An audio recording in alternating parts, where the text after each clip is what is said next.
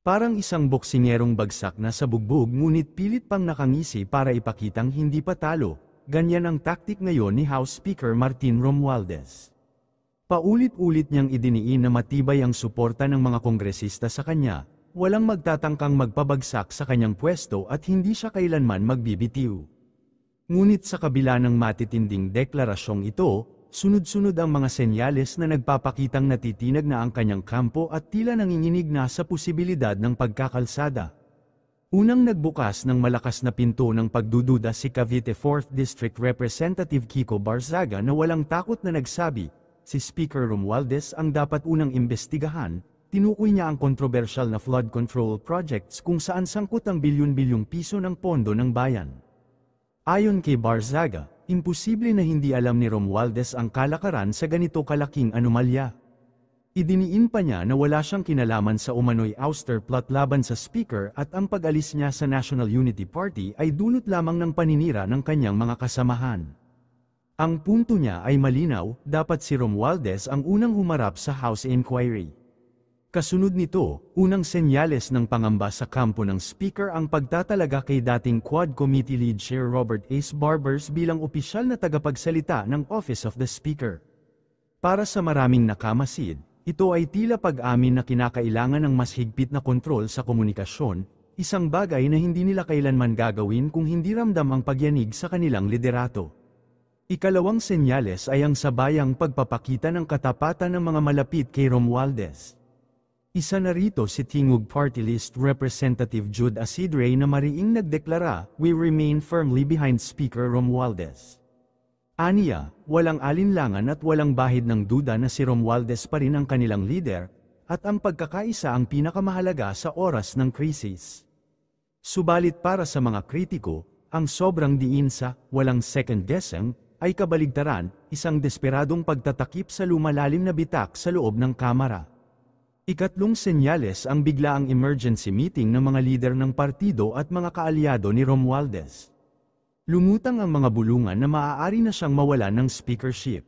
Sa larawan matapos ang pagpupulong, nakangiti ang mga nakaupo sa tabi ng speaker, ngunit para sa iba, ito ay staged photo lamang, isang pilit na palabas upang patunayang buo pa rin ang suporta sa kanya. Deputy Speaker Paulo Ortega ang nagsabi, "I think the photo will speak for itself." Ngunit para sa maraming nagmamasid, ang larawan ay higit na nagdulot ng tanong kaysa katiyakan. At ang pang-apat na senyales ay mas malinaw pa sa sikat ng araw. Ayon kay dating Commission on Elections Commissioner Rowena Guanzon, inaasahan na babahan ng pondo at ayuda para sa mga kongresista na tapat kay Romualdez. Sa madaling salita, open secret na ang survival strategy ng kampo ng speaker ay nakasalalay sa pagpapalakas ng bulsa at pagbaha ng biyaya sa mga kakampi. Sunod-sunod pang banat ni Attorney Rowena Guanzon laban kay Romualdez. Aniya, ang daming tagapagngawa pero lotlot pa rin sa survey. Binira pa niya na baka hindi sa messaging nakaugat ang problema ng kampo kundi mismong sa kanilang pinuno na si Romualdez. Dagdag pa niya, si Tamba, yung klase ng politiko na kahit mag-vote bayang pa ng 1 million pesos kada botante, hindi pa rin iboboto ng tao. Ganun na lang siya kasira sa publiko. Hindi doon nagtapos ang kanyang pasabog.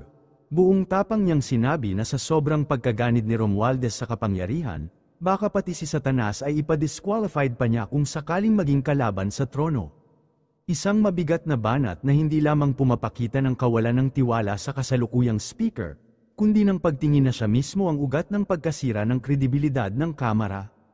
Sa ganitong mga pahayag, mas lalo pang sumisidhi ang apoy ng pagdududa kung hanggang kailan kakapit si Romualdez sa kanyang posisyon. Ang banta ng investigasyon, ang bulungan ng ouster plot, at ang sunod-sunod na pasaring mula sa mga kritiko ay tila nagiging kombinasyon ng mabibigat na suntok na kahit pilit niyang itanggi ay ramdam ng publiko. Kung totoong ang wala siyang kinalaman sa katiwalian, bakit tila abala ang kanyang kampo sa pagpapakalat ng mga larawan at pahayag para lamang patunayang siya pa rin ang may hawak ng kamera? Sa mata ng taong bayan, lumalabas na ang lahat ng ito ay hindi na simpleng laban sa politika kundi isang desperadong kapit sa trono. Habang mas maraming boses ang lumalakas laban kay Romualdez, mas nagiging malinaw na ang kanyang sinasabing solidong suporta ay unti-unting natutunaw, tulad ng yelo sa ilalim ng tirik na araw. Sa huliang komento naman ni CJ Hero ang nagpapaliwanag kung anong uri ng leader si Martin. Imagine that. A speaker who cannot speak for himself. Says it all, really. Panuuri ng full video ng iba pang banat ni Attorney Rowena Guanzan dahil sa ngayon tila kapal ng mukha at suporta na lang ng kamera ang kanyang pinanghahawakan para manatili sa kanyang pwesto.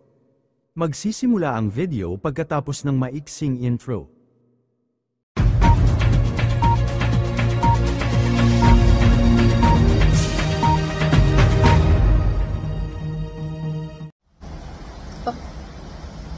Gaya-gaya po tumaya yung mga House of Representatives na TRICOM. Gaya-gaya po tumaya. Ang tanong, bakit si Diskaya hindi na testify sa inyo at nag-affidavit sa inyo? Doon siya kay Senator Marcoleta sa Blue Ribbon ng Senado, nagtapat. Kasi po, nakakatakyot kayo dyan. Wala pong tiwala sa inyo ang magiging state witness. Kasi nga po, ang mga kumobra ng mga kickback dyan na sinasabi ng mga Diskaya ay nasa House of Representatives. Kaya ang sabi nga ni statement ng Malacanang, Executive Secretary Bersamin, na dating Chief Justice ay, you clean your house first. Abay, parang si BBM pa yata may kasalanan nitong mga ghost project at flood control kickbacks na ito ha.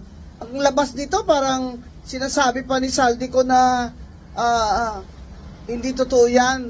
Hindi naman ako ang mastermind dyan. Aba, di magtapat ka na. Kung hindi si Saldico ang mastermind, sino ang mastermind? Tinutukoy niya si House Speaker Romualdez. Baka kasi yun ang laging lumalabas na pangalan doon sa testimony ni Diskaya, na yung 25% daw na kinikickback, binibigay nila doon through the DPWH or sa collector, bagman nitong mga congressman. Ang sinasabi, 25% ay para sa taas, kay Saldico at para kay Romualdez. At yung 5% naman, grabe, 30% lahat. Ang 5% naman ay yung insertion fee ng congressman na nagpa-insert doon sa budget. Kasama na dyan si Congressman Roman Romulo ang binanggit ni Diskaya. Abay, insertion fee, alam mo ang sagwa pakinggan ha, insertion fee. Ibig sabihin, siningit mo lang dyan sa General Appropriations Act. Siningit mo lang dyan sa national budget. Kuha ka na ng 5%. Sa 1 bilyon, magkano yun? Ha? Sige nga, magdudamat na nga kayo dyan. Grabe. Grabe na. Ang galit ng tao. And justified anger. Pati si BBM, naiyak na sa kanila. Parang nagsisikap naman yung isa, hindi ba? BBM, hanggang doon lang ba? Hanggang dito lang ba tayo? Pa-investigate. Pailan nyo na yan. Tama yung ginagawa ni Secretary Dizon. Stop lahat ng flood control budget ay huwag ipasok sa 2026. May 2025 pa.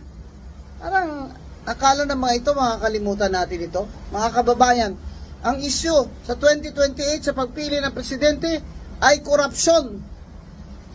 Sasabihin na naman nila si Sara Duterte may korupsyon din sa 125 million na confidential funds. Hindi nyo pa yan napapatunayan at contrary pa dyan ang statement o report ng Commission on Audit na hindi pa sila final dyan sa confidential fund, pero itong kay Diskaya, bilyon at nanggaling mismo sa ating General Appropriations Act. Sino naman po talaga ang bossing ni Saldico? Sino naman po talaga ang mastermind ng budget ng 2025? Hindi po ba ang Speaker at ang kanang kamay niya, si Appropriations Chair Saldico? Kaya tama po sabi ni BBM, clean your house first.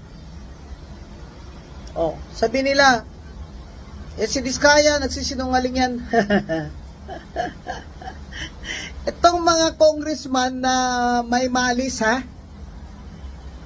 pati ba naman yung notaryo ay pupunahin nyo pa? Grabe kayo. Para lang mahanapon nyo ng butas si Diskaya.